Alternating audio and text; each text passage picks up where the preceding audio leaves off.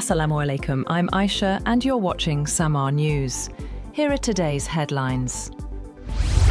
The US military has said that it struck a vessel in the Eastern Pacific, killing 3 men, the latest such incident in recent months. President Trump's administration has touted its success at taking out suspected drug trafficking vessels in the area. The military said in a post on X, the vessel was engaged in narco-trafficking operations.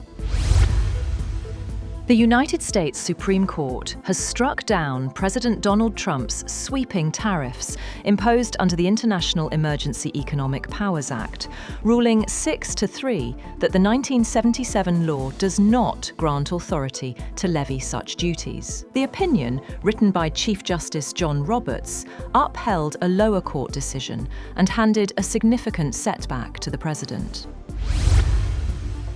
However, President Trump moved swiftly to replace tariffs struck down by the Supreme Court with a temporary 10% global import duty for 150 days and ordered new investigations under other laws that could allow him to reimpose the tariffs. Trump signed executive orders to impose new tariffs starting on Tuesday under Section 122 of the Trade Act of 1974, partly replacing tariffs of 10% to 50% under the 1977 International Emergency Economic Powers Act that the top court declared illegal, and ending collection of the now banned duties.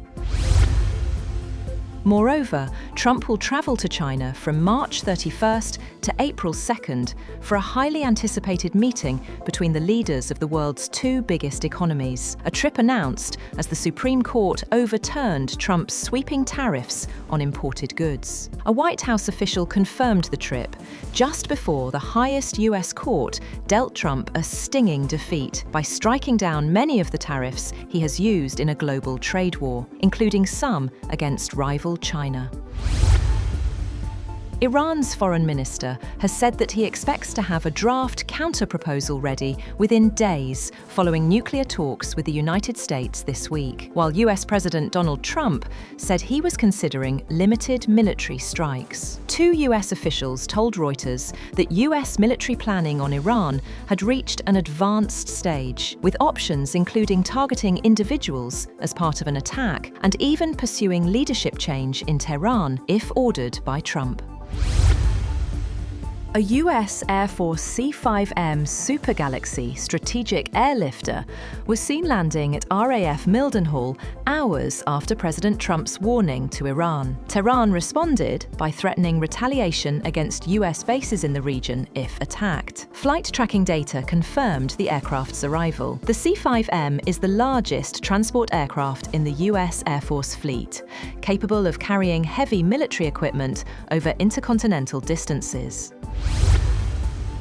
British police has said they are contacting former protection officers who worked for King Charles's younger brother, Andrew Mountbatten Windsor, urging anyone with allegations of sex offences relating to Jeffrey Epstein to come forward. A British official said Britain's government would consider new legislation to remove the former prince from the line of royal succession once the police investigation into his ties with Epstein is over. The official said any changes to the line of succession would require consultation and agreement with other countries where King Charles is head of state.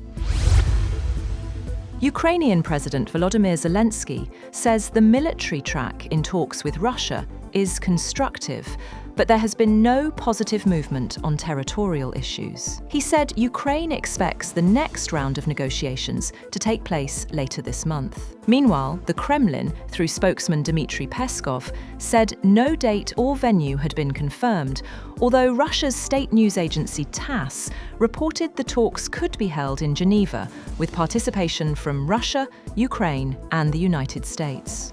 On the other hand, Russian President Vladimir Putin has asked negotiators Vladimir Medinsky and Igor Kostyukov to report on US-mediated peace talks between Russia and Ukraine in Geneva. That's all for now. For more updates, visit www.samaa.tv. Thank you for watching Samaa News.